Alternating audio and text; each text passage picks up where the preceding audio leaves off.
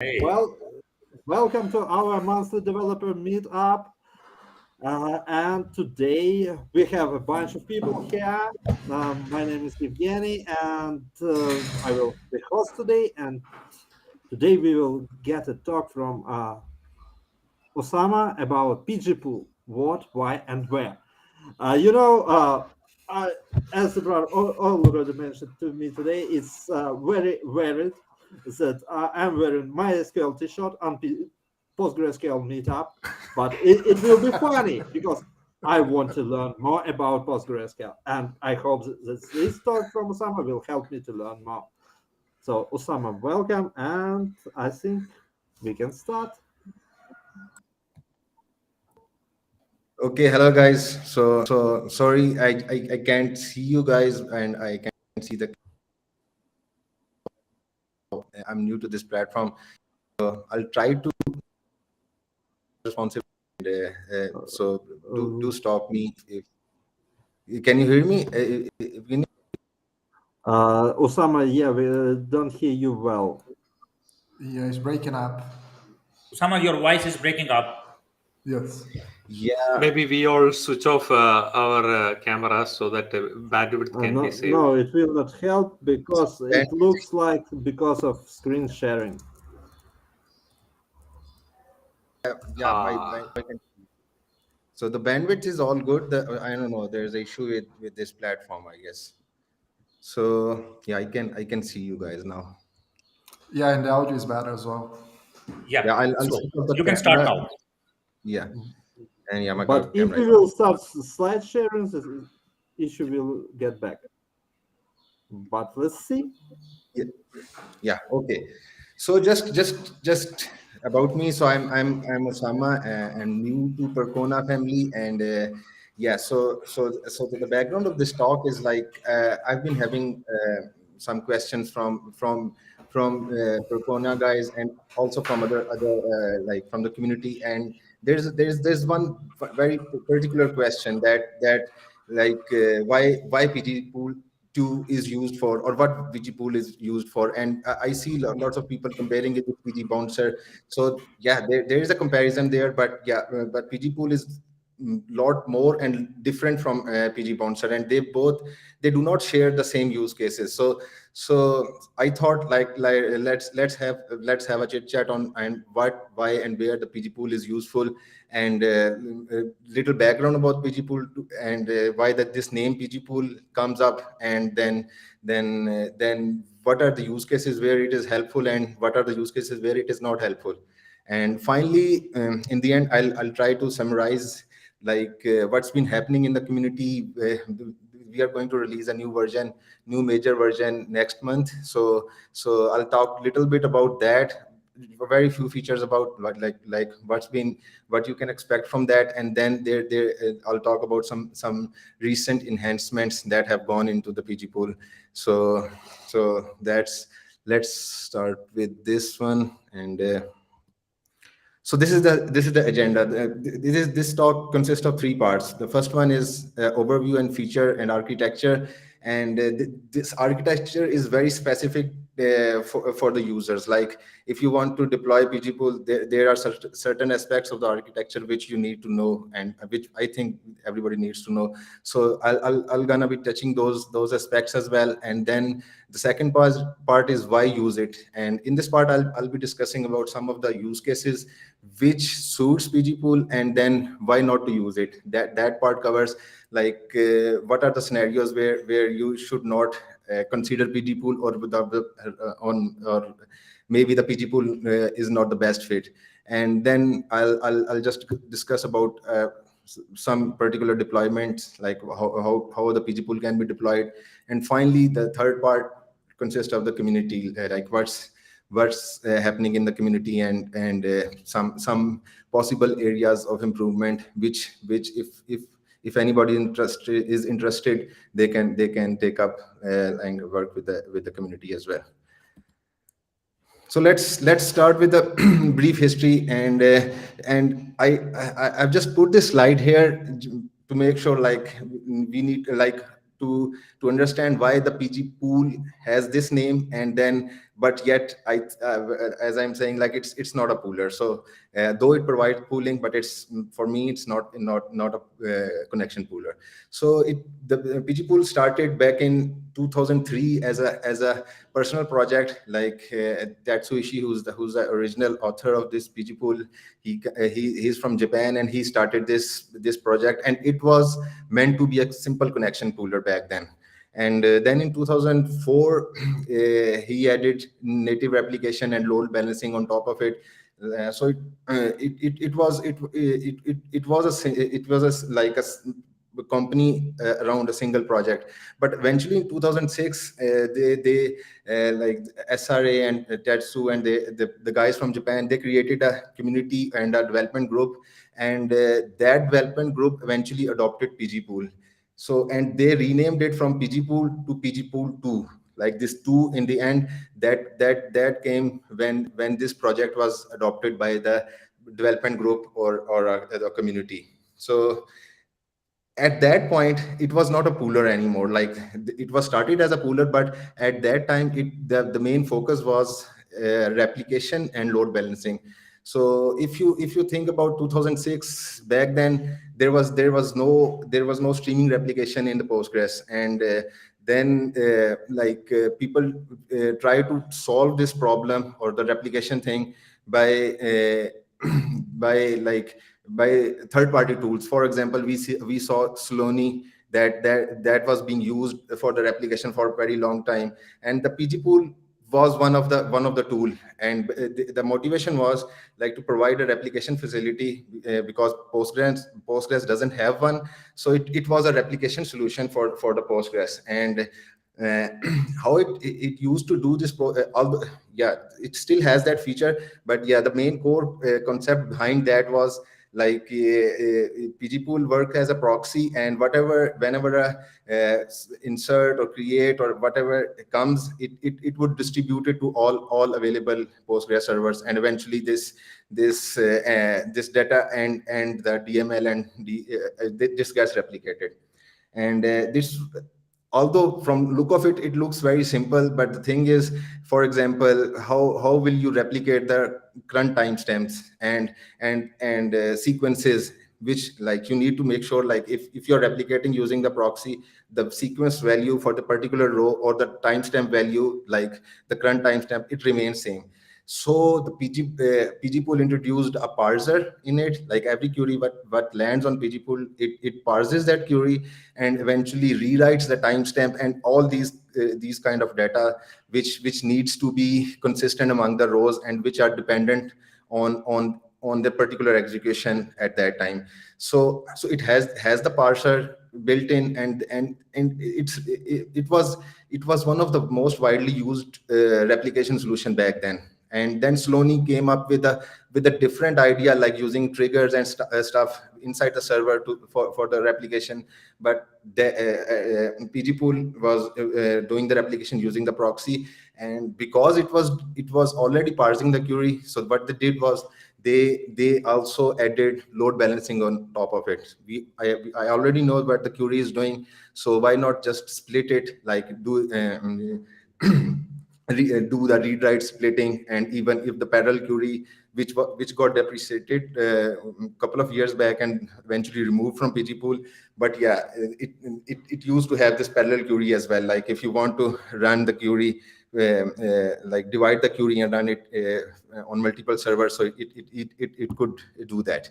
So that is the little background. And reason why I'm telling you this background is I think when the community was created around Pgpool in 2006, it was not a replication solution. It was not a pooling solution. It was a replication solution back then. And then it had a load balancer as well. So they like if I would have been there, I would have selected a different name, because a pooler will always Pgpool will always give you a glimpse like it's a pooling software or it's a connection pooler, which it is not. Although it does provide the pooling mechanism, but the thing is, it is a clustering solution rather than a pooling solution. And unfortunately, the pooling is the weakest link of Pgpool, and that's why I think the history is important. And for a legacy reasons, it still has this wrong name or something. And what is Pgpool right now? It is a cluster management tool for Postgres and very rich in feature. People used to say it like it's kind of Swiss Army knife. It has every tool in the list for the Postgres, and some of the features like load balancing, query caching, and replication, and high availability. High availability comprise of like Watchdog, and Watchdog is the internal name of the component which Pgpool uses for the high availability. And then virtual IP and online recovery and failover, these are the part of high availability offering from Pgpool. And of course, the connection pooling, the original thing. And on top of it, there's a PCP interface for automatic and managing Pgpool operation. So it is a yeah, I'm just getting the question in the curious place.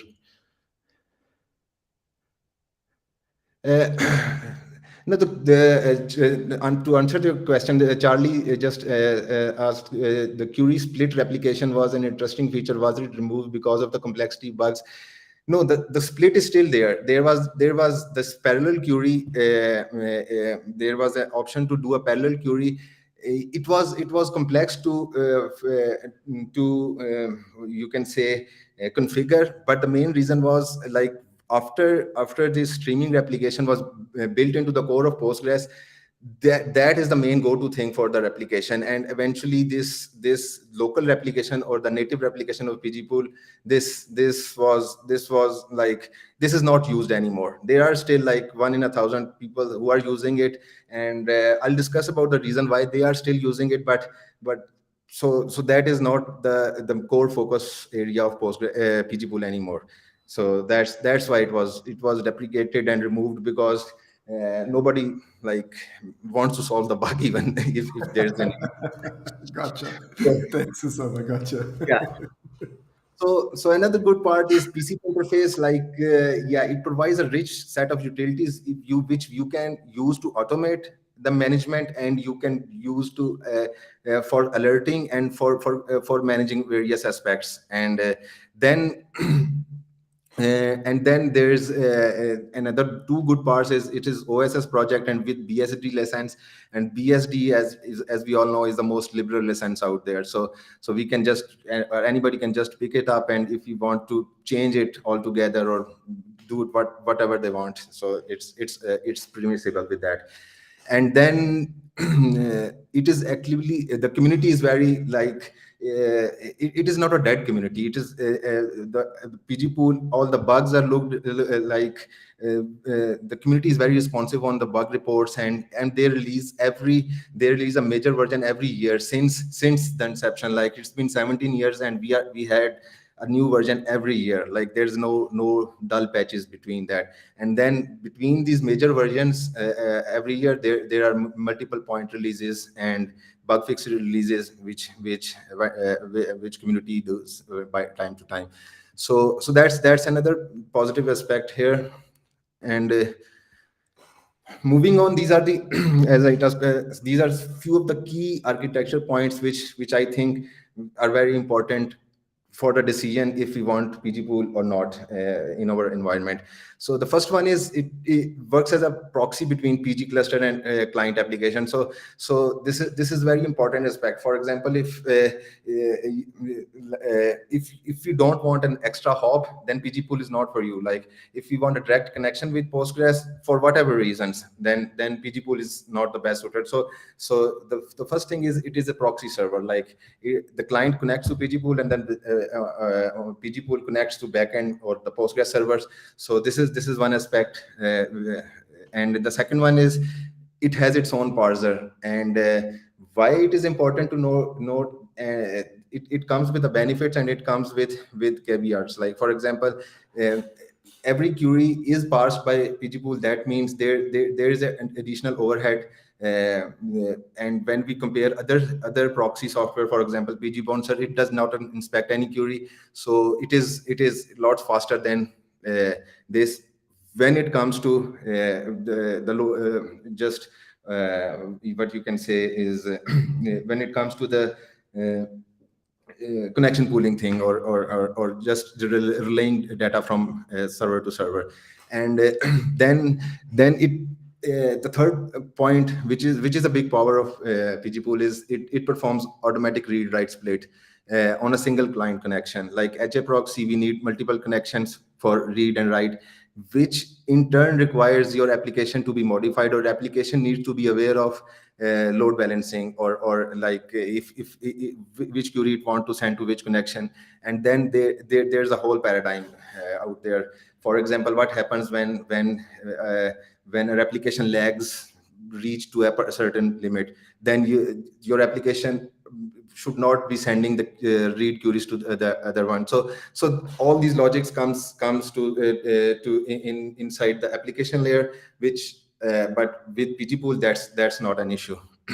And that's what I've written, like no change on the application side is required. And another aspect, architectural point, is it is multi-process architecture, and the life span of the process, like whenever Pgpool starts, it creates all the child process which are used to handle the client connections.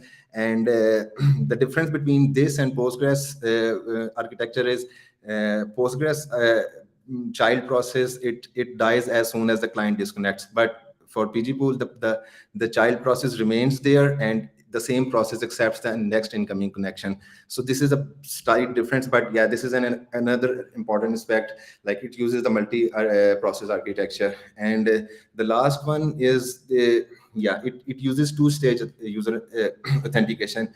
The user first gets authenticated by Pgpool itself, and then on behalf of that user, Pgpool authenticates from the backend. It is different from other pooler like Pgbouncer, which just relays that authentication to the backend server. And reason we need Pgpool does it this way is because for Pgpool to do load balancing, it needs to connect with multiple servers. And for example, if I'm doing MD5 authentication, the server 1 sends me a salt for the password, and server 2 sends me another salt.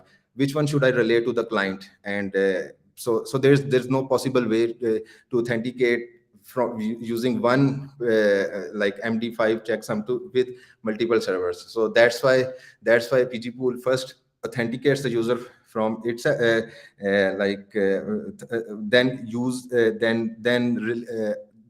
on behalf of that client authenticates from the backend servers. So this is another important aspect. It almost supports all the authentication methods which are supported by Postgres, but yeah, it's another consideration which needs to be kept in mind. So this is the image I've taken from the scale grid. This is architecture overview of Pgpool. So it has this PCP on the left. That is the Pgpool control protocol. It has its own client or own separate process, which all the utilities like PCP utilities connect to that, and you can perform lots of tasks using the PCP commands like failbacks and attach new servers and shut down Pgpool. So there are like 13 utilities which interacts with this. And then this is a parent process which spawns all these child processes, and each child process handles one connection at a time. When that connection goes away, then the new connection utilizes the same client. And on the right, then these are the worker processes which do the health checking kind of tasks, and then keeping the tab on the replication lag between different master, slave, or primary standby servers. So these are the worker processes. This is the bird eye view of the process architecture of Pgpool. So why then? This is the second part. So why use Pgpool? If you want to use Pgpool, this should be only for one purpose, and that is for scaling up the Postgres, not for the connection pooling, not for any other thing. This is the core purpose. And how we can do that? We can do that by using load balancing and query caching, a feature of Pgpool. and all the other things like HA and this connection pooling are add-ons. If you need these, then you can have those as well, if like turn on, rather than just using that for as a primary use case. So this is, and I've just written a note like the application side load balancing is not very feasible, and that is a whole topic which we can discuss. But yeah, I'm sure like if we want to implement that load balancing on application side, it's a whole new thing. Like it requires lots of thing, and there are so many failures that can happen there. So let's the first one is load balancing. Like so I'm just writing few things about like the good things about the load balancing. As far as the community, I've seen in the community, this is one of the most used feature of Pgpool, and people actually use maybe 60 or 70% people use it for load balancing only. And why they do it? Because it does automatic read write split, and that is pretty powerful. And effectively that means is you can have a legacy application running like which used to connect to Postgres server, which was written back in maybe 10 years back. You can just put the PG pool between Postgres and this client, and still that legacy application would work. There won't be any changes required for on the application side. And yeah, and on then there are so many configuration parameters that on look of it makes like Pgpool difficult to what you can say configure. But yeah, you can just leave all those as it is. But if you want to fine tune it, you can fine tune the load balancing to the very core, like which table you want to load balance, when do you want to stop load balancing, what should be the behavior in case of a transaction or retransaction, or like when a particular replica should stop receiving the reads. So there are controls there, yet it still it can work out of the box as well. Like if you just plug it in and you install the replicas, and then the primary and the standbys, this will work out of the box. And yeah, then the things like fine tunings comes afterward. It's good to have, and stuff like that. So this is one of the first use cases. And this is and again, this is an important question: can you gain a performance from load balancing? So the answer is yes and no. And this was I've just pulled it from my from one of the blog I wrote like few years back. So the thing is, when as we discussed, like it's a middle, Pgpool is a middleware, and it has its own overhead. So like the performance of load balancing would only become apparent when somehow or the other we take the benefit we get from the load balancing takes care of the what you can say, the overhead which we have on Pgpool because of the query parsing. So so these are two.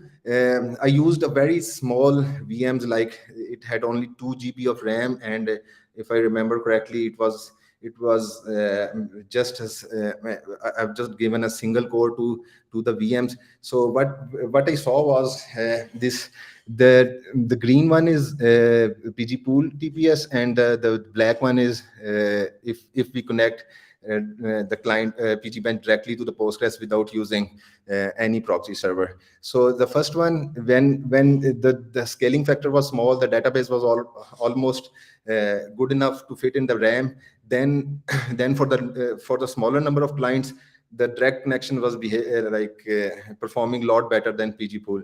But as we keep increasing the number of connections, concurrent connections, there was a switchover around 50 connections or something. Then the both performance of Pgpool and Postgres matched, and eventually the Pgpool start performing better because of load balancing.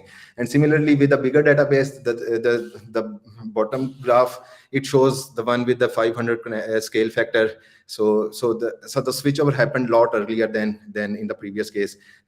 Even with the 5 connections, concurrent connection, I was getting a similar performance with direct and direct connection to Postgres, and then the connection using Pgpool.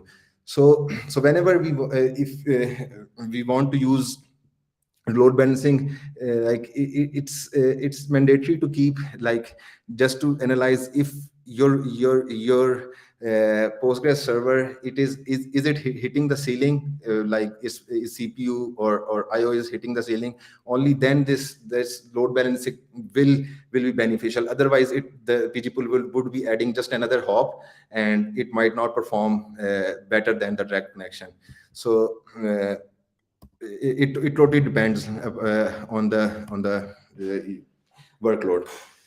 The second one is the query caching. So the read intensive workload can get a huge performance boost from query caching, and Pgpool has this feature since very early days, and it provides two methods for the query caching. The one is shared memory cache that is maintained inside the shared memory of Pgpool, and the other one is memcache server. Like it just loads everything in the use memcache for the caching.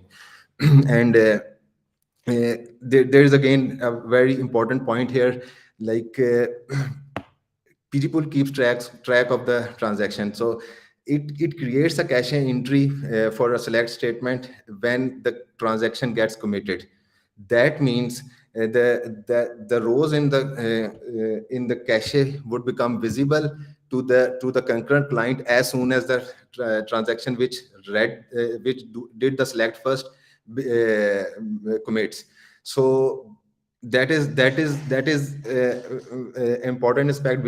Why? Because this mean for read committed isolation level, this is perfect scenario. There's no problem with that, because if the first transaction already committed, and the next even if the second transaction, even if it started before the first one committed, it should see the rows which from the first one. But for other isolation levels, like, it breaks the visibility law. So if your workload dictates you want to have some other isolation level rather than the read committed one, then this cache might not be so useful. Or you can even do that. For example, for a particular table, you want to have serializable isolation level, so you can omit that. The Pgpool does provide the option if you want to disable caching on certain tables. So if your workload is such, like few table selects requires read committed isolation level, but other requires serializable, so you can just remove those tables from the caching and keep the rest, like, so that the Pgpool keep caching. So this is a aspect that like, I think if we are planning to use Pgpool for a cache, this particular aspect is very important. And yeah, and again, yeah, this invalidation. So Pgpool provide two ways for cache invalidation. One is time based. You can just set up the time, invalidate cache entry after every 5 minutes or 10 minutes or whatever. And the second one is automatic cache invalidation. For automatic cache invalidation, what happens is, because again Pgpool is parsing the queries, so it knows when certain table is updated, when certain table is deleted, or a new data is inserted into certain table. So as soon as it sees a query or a statement that is modifying a table that is already cached by Pgpool, it just invalidates its cache. So this is how automatic invalidation works, and it works pretty well. Like, we seldom get a issue in this, like table was updated, but the cache was not invalidated. So it works very well. So this automatic cache invalidation is again a very cool thing. And so this is the caching benchmark, and I've just picked it up from the Microsoft website.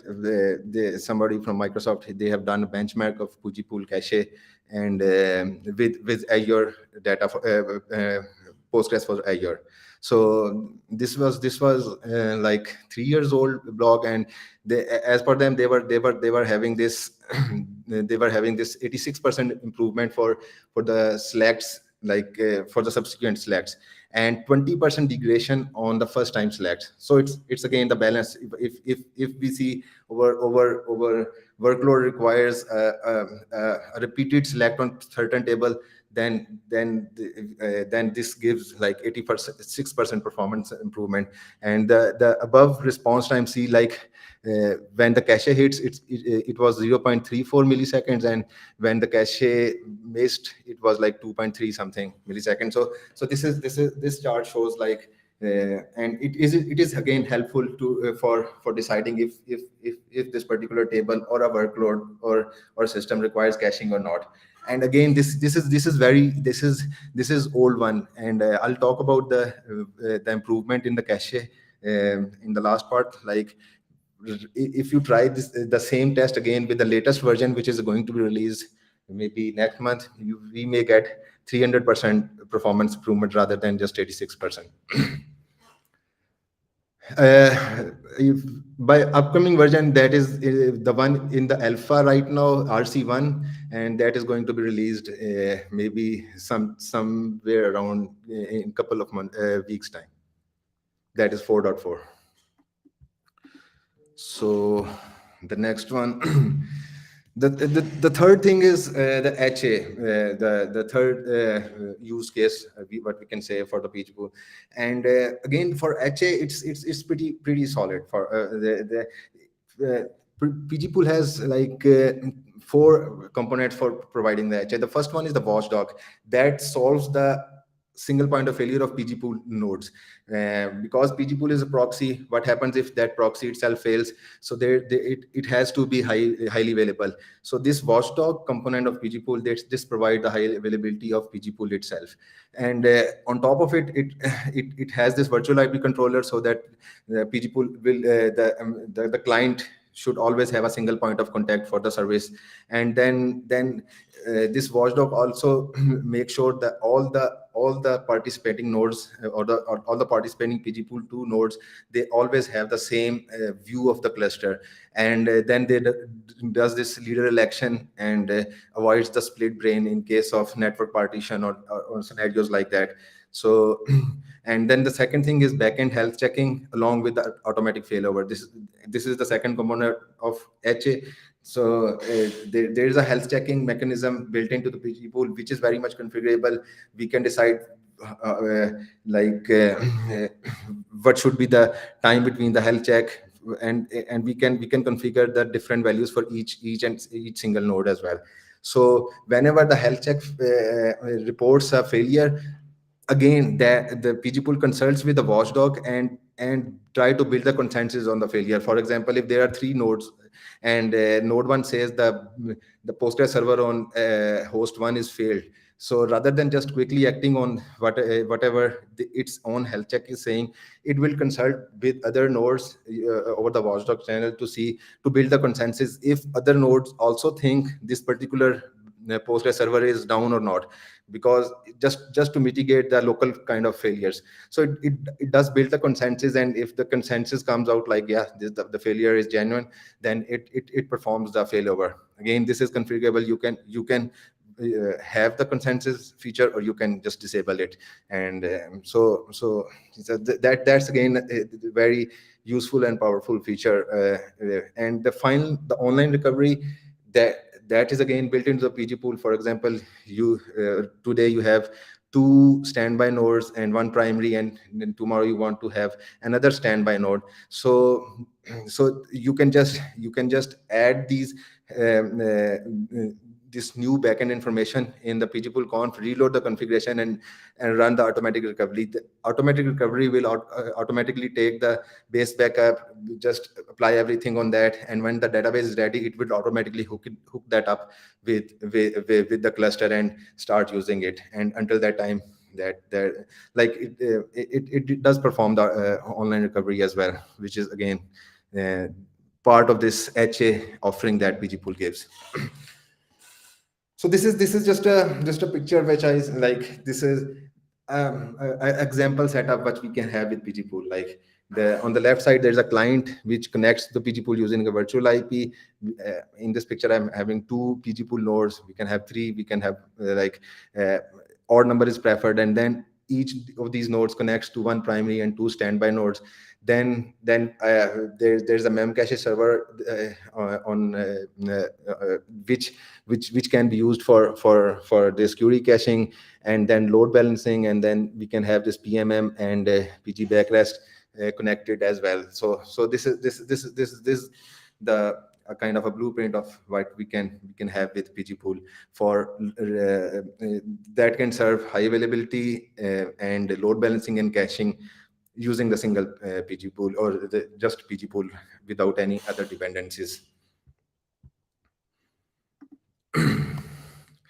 And again, you can have, I've just pasted this picture, like we can, because in the previous one, like we were using a separate hosts for Postgres servers and Pgpool. In this one, you can always have the same host share Pgpool and Postgres server.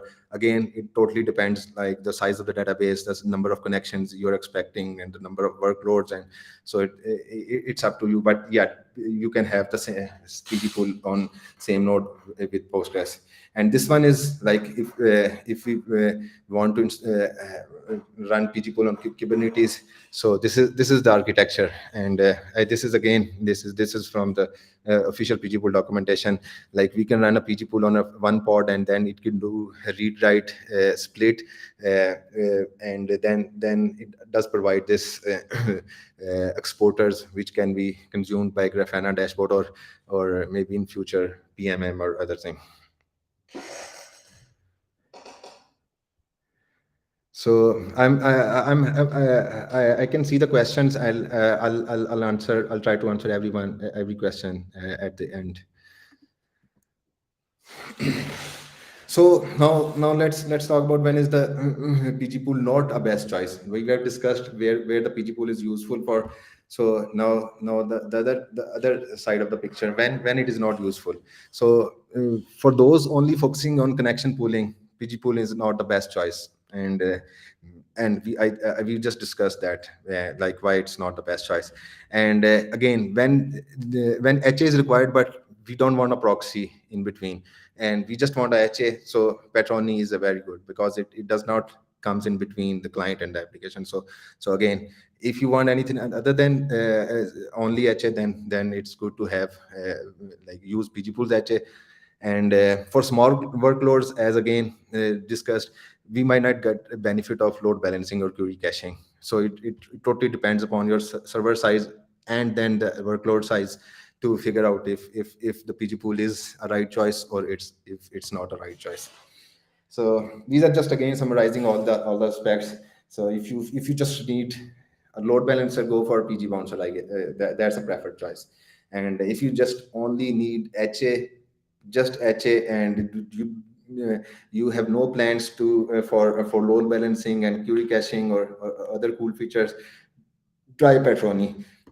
Although Patroni do have lots of moving part, Pgpool as a single server, but again, it does not comes between client and server. That is very good part. So do consider Patroni for that kind of workloads.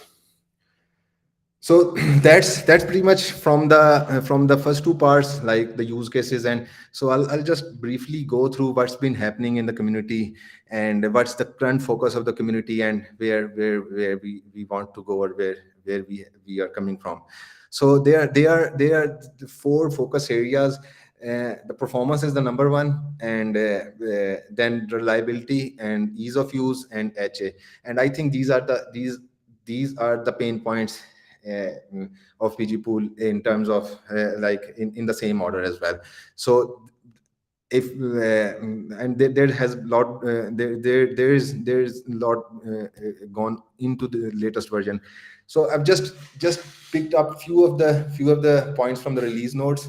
The 4.4 RC event that was released just a couple of days ago. So the first one is new dynamic spare process management feature, and I'll just show you the benchmark. This one I've worked on and I've committed a few days back, and then then now the new feature, you can specify the replication delay by time rather than by number of bytes. Again, you can say if the replication delay exceeds 1 second or 2 seconds, then just stops this load balancing or whatever. So that's again very useful one. Then the Postgres 15 port is as added, and the query caching, there's a lock mechanism changed, and there's a huge performance improvement in the query caching. And these are the just benchmarking results. So the yellow line is without query caching, and the blue one is the older version or the current version of Pgpool, that is 4.3, and the red one is that when the benchmark was done, it was on the master branch, and it is 4.4 now. So there's for when the concurrent connection, like for more than 4 concurrent connection, you can see like 5 times 140% performance improvement between 3 and 4.3 and 4.4. And this is what I was saying whenever we were discussing about that Microsoft blog, where they say they get 86% performance improvement. So with 4.4, I'm sure they'll if they do the same benchmark again, it would be like 186 or even more than that. And I'll just quickly go through the rest of the slide. So this is the dynamic process management mode, and I was working on this one since some time, and thanks to Percona's these community hack days, that you get one day, a couple of Fridays just to work on the community stuff, and I utilized that to commit this particular feature. And the blue one is the TPS using this dynamic process management feature, and the red one is with the older one. And you can see like it's 5 times, like 500x performance improvement with this. And what it does is basically, as we discussed, that traditionally Pgpool spawns all child process at the startup. And for example, if your peak load, you're calculating that at the peak, you might have 500 concurrent connection, but normally you'll just have 10 concurrent connections. So, but because of the architecture of Pgpool, you'll always set the in children to 500, just to take care of that particular scenarios when that spike happens. But with this dynamic process management, you can set the or the maximum number of child process to 500. But if you set this process mode to dynamic, Pgpool will always keep within the keep the number of spare child process within the certain limit. And for example, and again, this is again configurable. You say like, I always want to have just 5 spare processes, and whenever this number becomes greater than 5, just kill all the remaining ones. So it just keeps the original connection performance while just offloading this burden from the system. And this again, I have not performed this benchmark. This was performed. I've given the reference.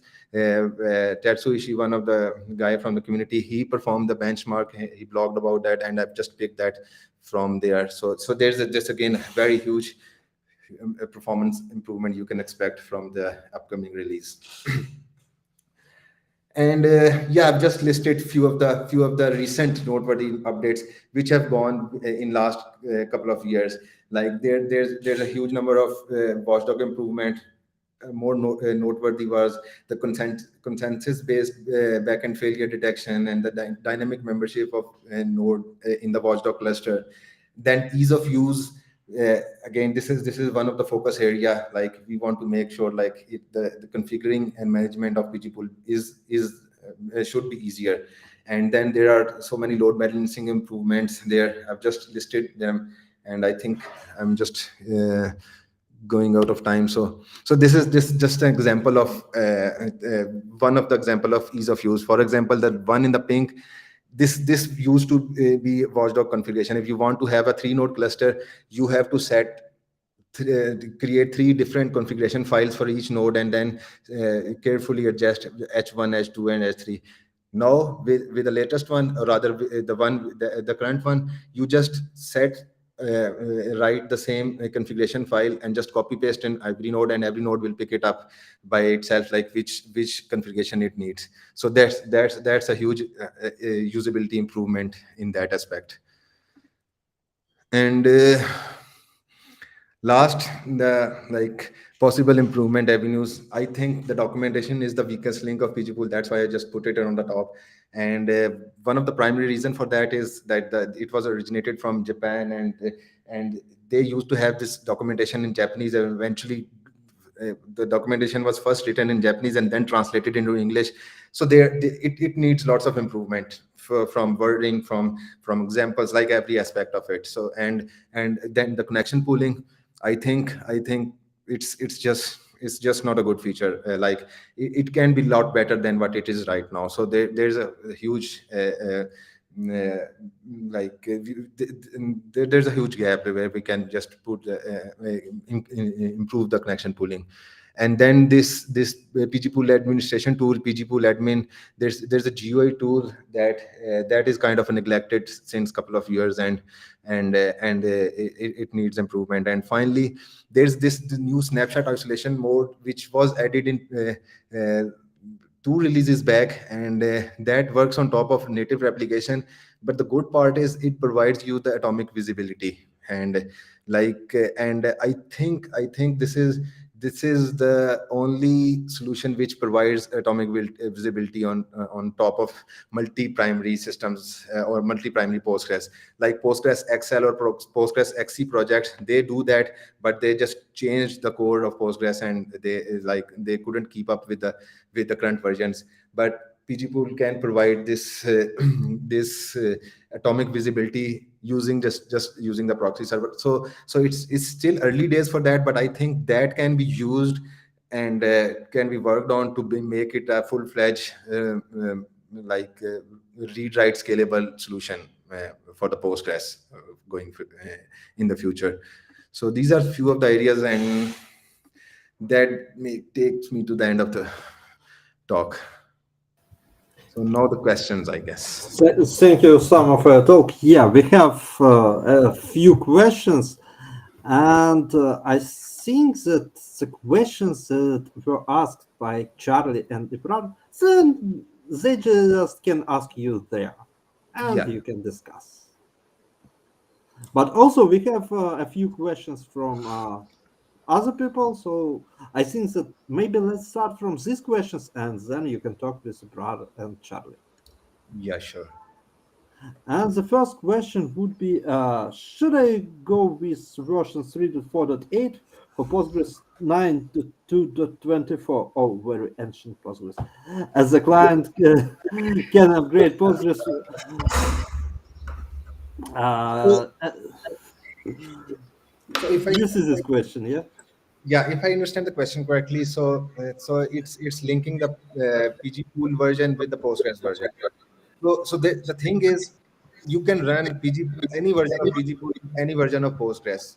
The only issue which you would find, for example, if you run the very old version 3.7 with the Postgres 15, but the only issue would be the statements which are like the new syntaxes which are part of Postgres 15 but were not part of to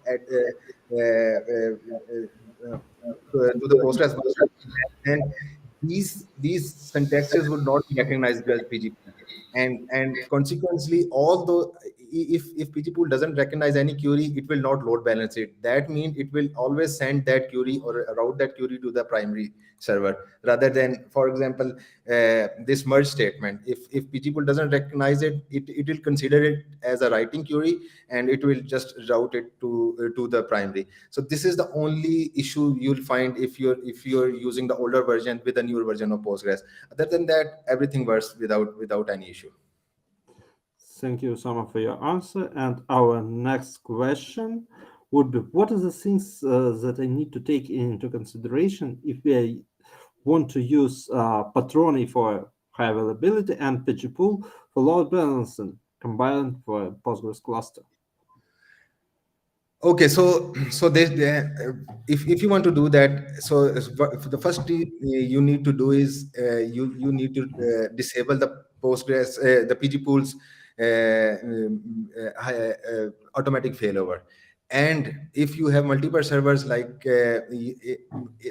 it's not straightforward as that, because if you disable if you disable PG pools load this automatic failover, what happens is if your primary fails and Petroni shifts the primary to another other like which was previously a standby, now PG pool has to update its record as well. But because the health checking and the automatic failover is disabled, and all this standby to primary shifting has happened in the background, so PG pool needs to somehow be aware like this is changed. So for that, I like this is it is possible. For to make this particular setup work, what we can do is we can have this or a pseudo or a false failover scripts for the so let PG pool keep its health check going, but whenever the failover happens, rather than promoting the prime standby to primary, what PG pool can do is it's just wait for Petroni to just switch whatever it wants to do, like to elevate one standby to the primary, and when that switchover has happened, just return from the script, and PG pool when it will just go on again and try to locate the primary, it will find the correct one. So it can be done, and it is also done by Enterprise DB as well. They do not use Petroni; instead, they use EFM, their proprietary software, and they do failover using this EFM. But again, the load balancing is done by PG pool, and this is the same technique they follow. Like they do that false failover kind of a thing, or a pseudo failover kind of a thing. Thank you, Sama, and let's have our begin. Charlie, Ibrar, it's all yours. Yeah. Thanks, Sama, for your really great presentation. It's a quite long time I have not been in the PG pool. So looking at the PG pool, you guys have improved PG pool a lot. So I love that. So I have a question that from since last many years we are using the logical replication. So when you configure your system, like because the PG pool where we are streaming replication, and when we include the logical replication in that, so how this works actually, because it's little bit confused me that your Yeah. streaming application is going on and the failover is going on using the PG pool, and how we incorporate the logical replication in that. So there are a couple of things. The first thing is for the logical application. If you consider, yeah, like the system is multi-primary, so you don't need to switch the primaries. So there's a mode always primary in PG pool. That what happens is this was originally added because of AWS Aurora, and whenever their primary fails, the new primary gets spawned on the same IP and REST. So it was originally meant for that, and so you can just consider one server as a primary and other one as a standby, and you can distribute the load there. And when it comes to logical application, because there is a possibility you don't the whole database is not replicated. For example, you only replicate fewer tables rather than the whole database. So that needs to be configured in database redirect, and like black function list and black table list and white table list, and there are 4 or 5 configuration parameters where you can say these tables only exist on primary or on this server 1, but not on server 2. So do not send these on or do not send the read statement or route the statement to these. So the configuration needs to be like a bit, not, I cannot say it's complex, but it's cumbersome. But yeah, it does work with logical application. Yeah, that's cool. So, Charlie, you have anything? Yeah, I do. I do. Thanks, Suzaman. Nice presentation. That was pretty cool. One thing that you mentioned that was things that need to be improved. The pooling, right, for PG pool, and I think we talked together a couple of times about those things. And how complex do you think would be to change the connection mode on PG pool today? Because the connection mode is very similar to the Postgres one, right? So we We use blocking connections on Pgpool from the client, right? From the client to Pgpool, we use blocking connections, and then every connection it spans one process, just like the Postgres connection model happens.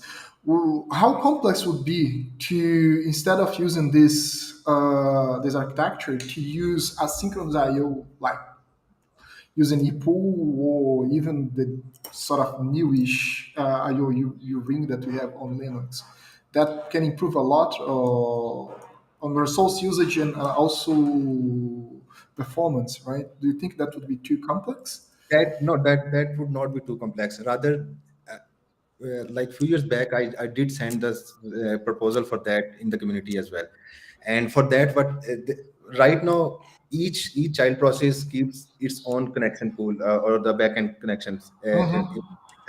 So the only thing to make that work is required is to take all the connection pool in a shared memory or in a global space, so that the child process and the backend connection, they become segregated. So that is a complex work, but not hugely complex. So once that is done, then what we can do is, like, we can use we can just borrow the connection from that central connection pool, just like PG use that and just Yeah. return it back. So it can be done, and it's in my radar. But yeah, let's see how much time it takes. Yeah, because one thing that I always thought that would be a good idea for application like Pgpool or even Postgres is to have, instead of connections per process, have pool per process, right? Let's say you have a machine with 16 CPUs. So you can span 16 process or 14 or 10 process, and each of those processes, they have their own pooling, their own connection pooling. So making this way, we can even thinking about memory segregation of per process. So the process will take care of their own memory pool, right? Memory buffer. They're going to have their own memory buffer, and then we have the segregation per process. And inside of each process, they have their own pooling of connections. So, Yeah. and using a technique like asynchronous I/O, we can have like hundreds, thousands of client connections going them. And this is from the client side. Well, from the server side, we can also have a pool of connections to the servers, just like a ring, like a buffer ring. Every connection they kill. They come, then you grab the connection. When you don't need, you release back to the pool, and then we have the separation between the client and the server side, right? That Yeah, I probably that totally would be agree. something interesting. Exactly, and that will take care of one of the you can limitation of PG bouncer as well. Like, it is a single threaded, so it might Yes, not be very good by using all the available the resources exactly. cores. So yeah, that can be done, and that's in my radar. And the bad thing happened because of Corona. Like, we didn't have so much interaction with the community, and we Yeah, have this beautiful day every year, and there we discuss the future roadmap, and it was discussed, but unfortunately nobody gets time. But yeah, but it can be done, and hopefully it will be done very soon. cool. Thanks, man. Thanks. And yeah, that's the time when I need to stop this conversation, and it's really pity for me because it was very interesting and useful. I want to thank one more time to Osama. It was great presentation, and I hope for everyone it will be useful. And thanks for your questions, guys, and for participation. See you in a month. Thank you very much. Have a Thank you, good everyone. evening, and Thank see you. you. Thanks, Bye. everybody. Thanks, Samaya. Thanks, everybody.